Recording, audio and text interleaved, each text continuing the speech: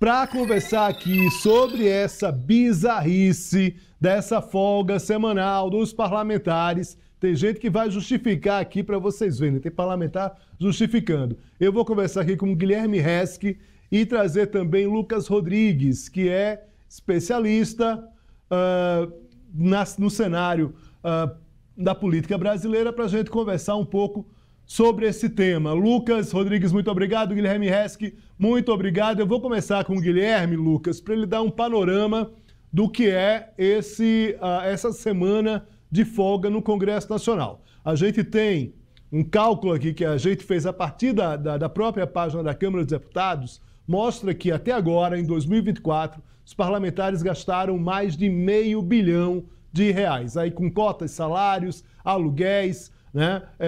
E tudo mais ali de despesas que são relacionadas aos parlamentares. Nessa conta não está o funcionamento do Congresso, não está incluído aí servidor, luz, telefone, segurança e tudo mais. Guilherme, me conta, Guilherme, é recorrente essa folga dos parlamentares em festas juninas, mas agora, mais uma vez, isso vem acontecendo e não tem freio. E os parlamentares, uma boa parte, justifica. Boa tarde, Guilherme. Como está? Boa tarde, Léo. Boa tarde a todos que nos acompanham. É tradicional, né, Léo, os parlamentares, em especial os deputados e senadores nordestinos, voltarem para suas bases nesta época do ano para participarem ali das festividades de São João. Então, de fato, nessa época costuma ter aí essa liberação para votação remota, né, como ocorreu dessa vez com o presidente da Câmara, Arthur Lira, e o presidente do Senado, Rodrigo Pacheco, liberando então aí essa votação à distância para que os deputados fiquem nas suas bases, interagindo aí, participando das festividades, interagindo com o eleitorado. Muito bem. Lucas, vamos chamar o Lucas aqui, Lucas Rodrigues. Lucas, como é que você avalia essa semana de folga? E aí a gente pode fazer para efeito de comparação, enfim. Claro que São João é uma data tradicional no Brasil, né, principalmente no Nordeste, e tradicionalmente se faz essa conta, essas viagens ali, elas são quase oficializadas. O detalhe é que a gente paga caro para a atuação dos parlamentares. E esse ano, como eu falei aqui no início, tem uma conta que já está aí precificada, que já está na ponta do lápis, que é as eleições municipais, que a gente sabe que o Congresso avança muito pouco em períodos de votações. Muito obrigado aqui mais uma vez pela presença, Lucas. O que é que você nos conta? Boa tarde, Léo. Boa tarde, Guilherme. Um prazer estar falando aqui com vocês. Bom, de fato, se a gente for pensar só em relação ao dinheiro, na verdade a gente está economizando essa semana. Isso porque os parlamentares voltaram para suas bases na semana passada e agora retornam a Brasília só na primeira semana de julho. Vale destacar que a festa de São João ela sempre acontece, né? Esse descanso dos parlamentares, entre aspas, sempre acontece. Mas uma coisa que a gente tem de diferente nos últimos anos, principalmente depois da pandemia, é que agora as atividades parlamentares não param mais. Então, anteriormente, né, principalmente antes do distanciamento social, quando a gente ainda não tinha tecnologia para votação remota, a gente tinha de fato uma semana onde Câmara e Senado não funcionavam. Agora, a gente vai ter a manutenção de pautas no plenário, né? Os deputados e os senadores vão conseguir votar matérias no plenário virtual. A grande diferença é que o plenário virtual ultimamente tem sido utilizado só para temas que são consensuais. Isso evita que qualquer tipo de pauta polêmica ou que demanda mais negociação vá para discussão essa semana, né? Então, o que a gente tem na prática vão ser pautas mais simples, mais fáceis de serem votadas nessa semana para garantir que os parlamentares continuem nas suas bases eleitorais, falem ali dentro dos seus redutos, né, junto com os seus eleitores, estejam mais próximos, e a gente não tem o funcionamento das comissões, o que é muito importante. Então, basicamente, na Câmara, a gente só tem agora, nessa semana, o GT da reforma tributária funcionando. É uma semana de muita articulação nos bastidores, porque a expectativa é de que na próxima semana já saia o parecer ali dos projetos de lei complementar que o Palácio do Planalto enviou ao Legislativo, mas fato é que, de fato, a gente não vai ter pautas relevantes nem no plenário da Câmara, nem no Senado. Lucas e Guilherme, a gente tem uma sonora aqui da deputada Thalíria Petroni defendendo aqui essa folga de São João. Vamos para a declaração dela.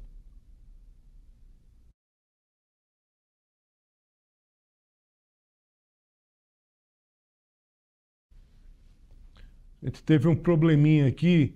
Mas, Guilherme, você que acompanha o Congresso, nessa semana, o Lucas fala que essas votações online, né, essas votações remotas, elas vão acabar, de certa forma, compensando pelo menos parte da folga. Como é que está a pauta, Guilherme, nessa semana? E, evidentemente, Lucas, é claro que a gente pensa que é uma questão, né, é uma questão que muda do ponto de vista tecnológico. Agora a gente sabe que política se faz em Brasília. Senão a gente estabelecia o seguinte, amigo, vamos começar a pensar em fazer uma atuação remota a partir de agora?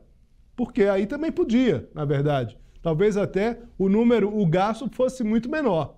Mas a gente quer a participação efetivamente dessas pessoas.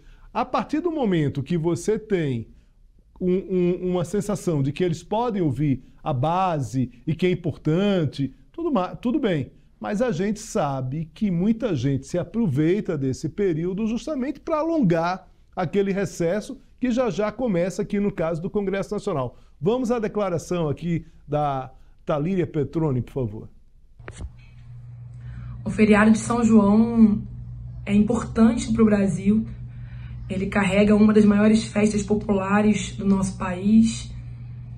Tem uma importância muito grande na nossa religiosidade e movimenta a economia brasileira de uma maneira impressionante. São bilhões que são movimentados no feriado de São João. Tem uma importância grande para o Nordeste brasileiro. Então eu não vejo com maus olhos a possibilidade de sessões remotas durante esse período. Inclusive, as críticas, elas vêm muito de uma visão, por vezes, sudestina do nosso país, né?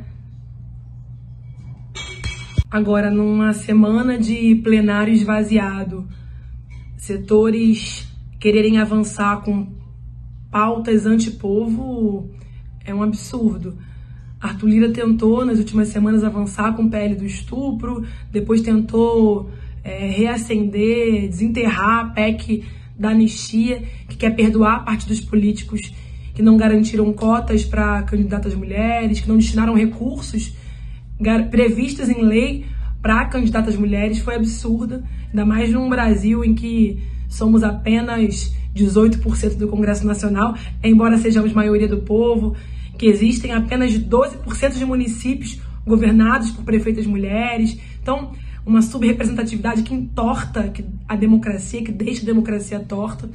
Então, se já foi absurdo pautar isso num momento de plenário presencial, ainda mais numa casa legislativa que vai estar esvaziada. Então, com certeza é um absurdo se forem pautados temas como esses. Engraçado que a deputada diz que é uma questão sudestina, quase que um preconceito. Afinal de contas, os analistas do Sudeste, acho que ela está incluindo aí o pessoal de Brasília, não consegue ter essa precisão, essa presença em relação ao que é a importância do São João para o povo nordestino. Eu sou pernambucano, sei da importância do São João, né, nesse período. Agora é o seguinte, pessoal, São João, na verdade, é hoje, segunda-feira. O dia se comemora na véspera, é domingo que vai para segunda é feriado. Os deputados saíram daqui de Brasília na quinta-feira. Sexta-feira, praticamente, a gente sabe, não tem sessão. Então tem ali sexta para comemorar, domingo, que é o dia efetivo, hoje, que é um dia feriado na maior parte do Nordeste, e amanhã se poderia estar aqui em Brasília. No final de semana, que é São Pedro, é a mesma coisa. São Pedro é feriado de segunda-feira. O deputado sai daqui na sexta-feira, tem condições de ouvir as bases a partir desse clamor. Agora, a gente sabe que a questão não é essa. E para deixar claro, esse debate aqui, Lucas e Guilherme, não é preconceito, ao contrário. Na verdade, a gente sabe da importância do São João. Mas se tem tempo para o São João. O que está em jogo aqui é uma questão financeira, né? Em relação ao que se gasta nesse período. Guilherme, ela falou, a deputada, sobre alguns riscos de pautas que podem entrar essa semana. Lucas já deu aí alguns exemplos do que pode entrar. Como é que está a pauta dessa semana? Você que acompanha diretamente o Congresso, Guilherme.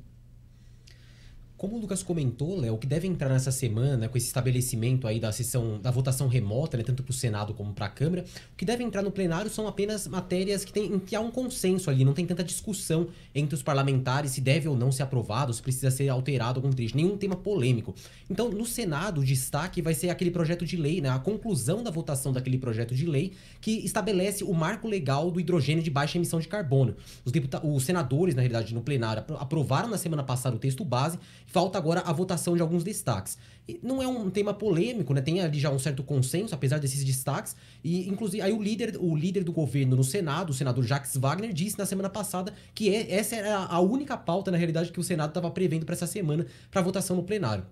Outras, né, como o Código Eleitoral, por exemplo, ou encontrar solução para a continuidade da desoneração da folha de pagamento, são temas que ficarão para as próximas semanas, né, passando então esse período aí da votação remota.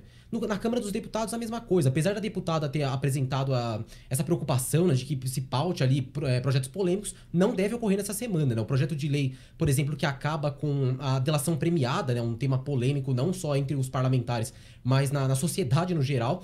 Eu conversei com um líder hoje, ele disse que não deve ser pautado, pode ser que entre na semana que vem, mas não nessa semana, isso está descartado. Entre outras questões, como o PL do aborto, nós já sabemos, como a deputada comentou, que vai ficar para o segundo semestre, né? Será criado um grupo ali para discussão do texto. Então, não é outro tema que vai entrar agora. O que vai entrar, como eu falei, apenas questões em que há um consenso entre os parlamentares, não nada polêmico. Lucas, tem uma avaliação inicial aí do DIAP, do Departamento Intersindical de Assessoria Parlamentar, que esse ano vai ficar ali, manter a média ali de deputados candidatos a prefeitos, às prefeituras. 60, mais ou menos nessa média. Isso se não tiver, se não ocorrer outras desistências. Como é que você avalia essa questão? Ano a ano tem caído o número de parlamentares candidatos à prefeitura. De certa forma, há um raciocínio, e aí eu explico rapidamente a questão, que é o seguinte: determinadas capitais e determinadas cidades grandes, na maior parte das vezes, valia a pena um político daquela região, que já estava eleito, inclusive, com mandato ali, né, assegurado, disputar uma prefeitura.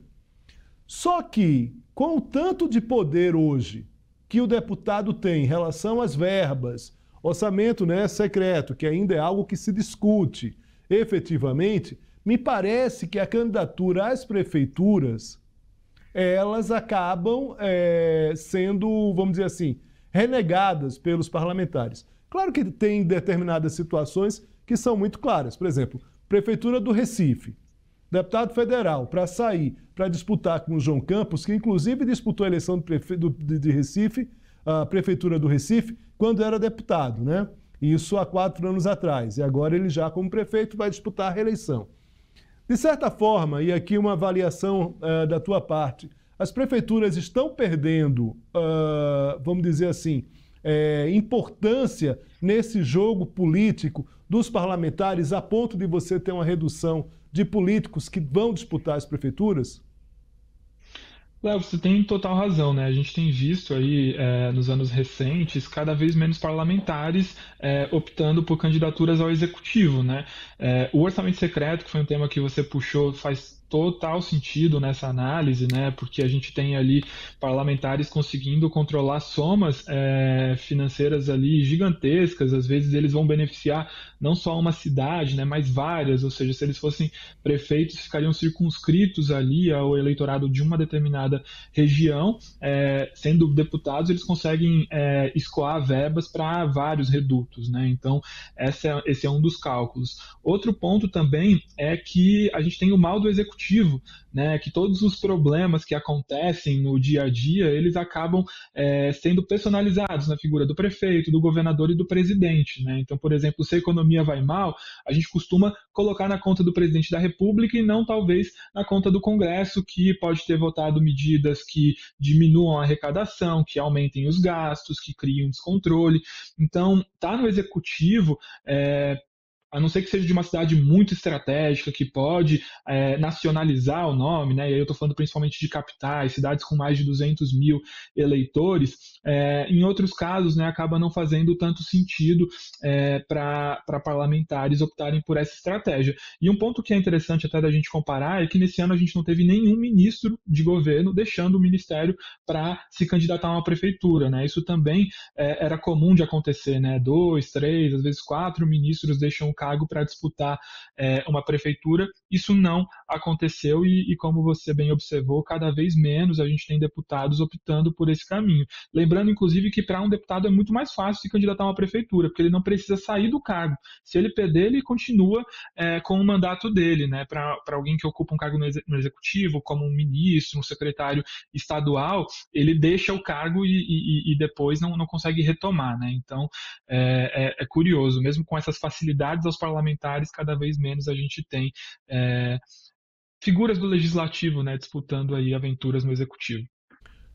Bem lembrado, bem lembrado. A gente fez uma reportagem aqui, Lucas, aqui no SBT News, mostrando isso, né? A gente pode lembrar um caso clássico de ministro que deixou o governo para disputar uma prefeitura, que é o atual ministro da Economia, Fernando Haddad, na época ministro da Educação, deixa o ministério, vai disputar a prefeitura de São Paulo, ganha, depois acaba perdendo, né, a eleição ali de forma muito negativa para a própria imagem do Haddad.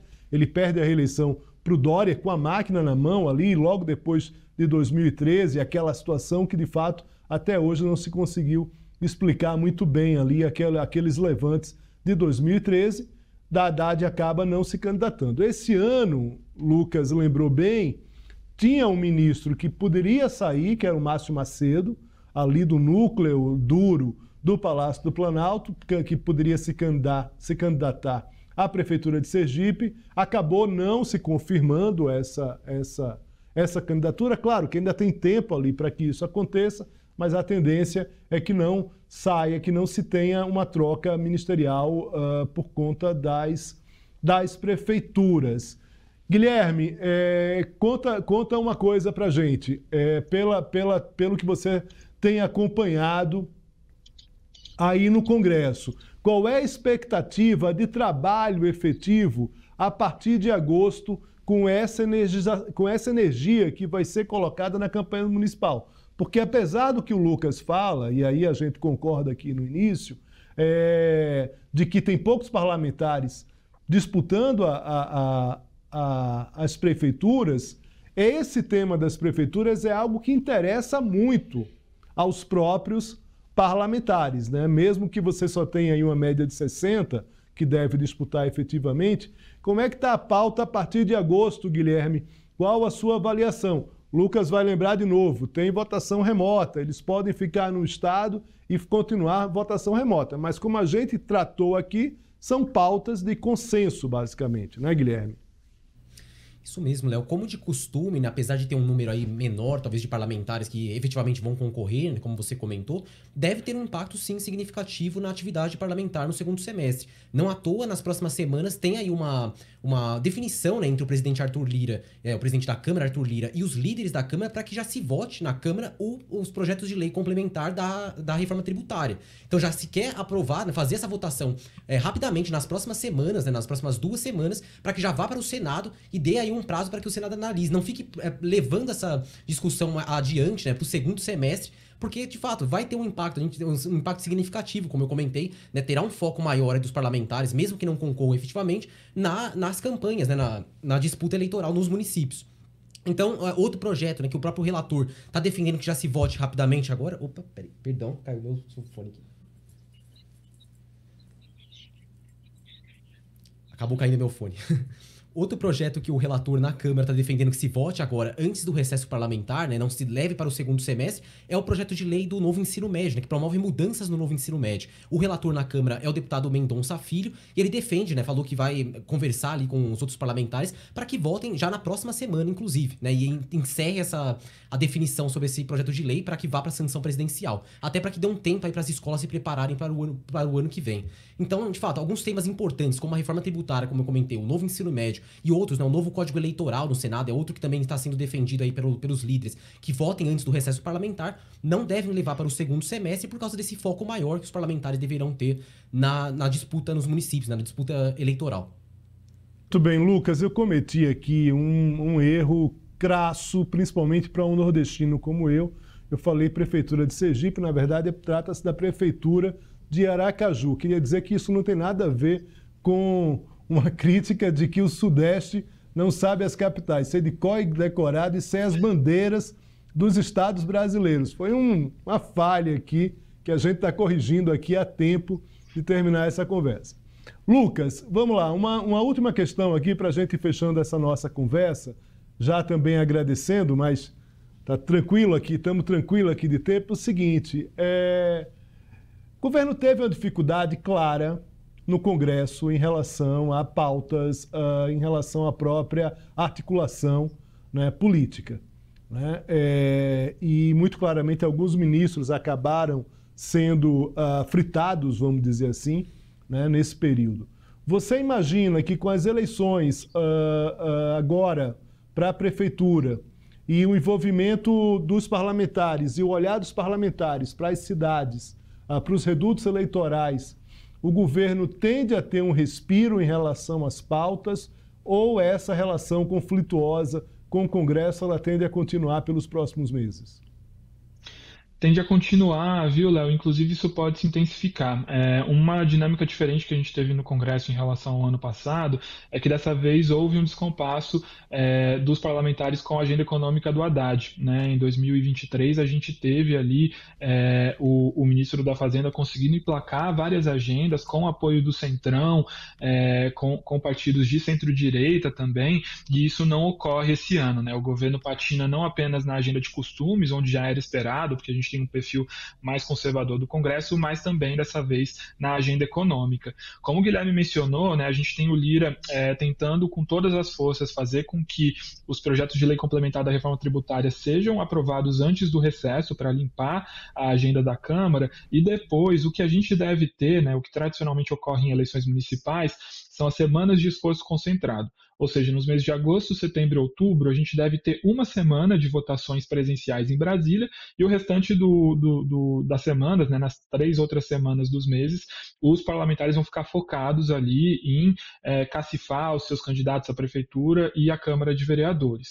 Então, a gente vai ter um ritmo menor de atividades. Contudo, as semanas de esforço concentrado, para quem acompanha o Congresso sabe, são semanas onde as pautas bomba costumam prosperar. Então, a gente pode ter muita agenda populista, de descontrole de gastos, de aumento de renúncia fiscal, e isso tudo é muito prejudicial para o governo. Né? Então, tende a ser um período ali crítico para a articulação política. A gente vai ver os deputados querendo aprovar medidas eleitoreiras, o governo com certeza ali vai trabalhar contra algumas dessas agendas, e depois da eleição a vida do governo também não tende a facilitar, né? Porque, como a gente mencionou, a eleição de prefeituras é absolutamente estratégica. Então, os partidos que elegerem mais prefeitos vão chegar com mais sede ao pote para conseguir conferir apoio ao governo federal. Né? Com isso, a gente espera, inclusive, que lá no fim de outubro, início de novembro, a gente tenha, inclusive, uma reforma ministerial, com o Lula precisando incorporar ali os partidos que saírem mais vitoriosos dessas eleições municipais.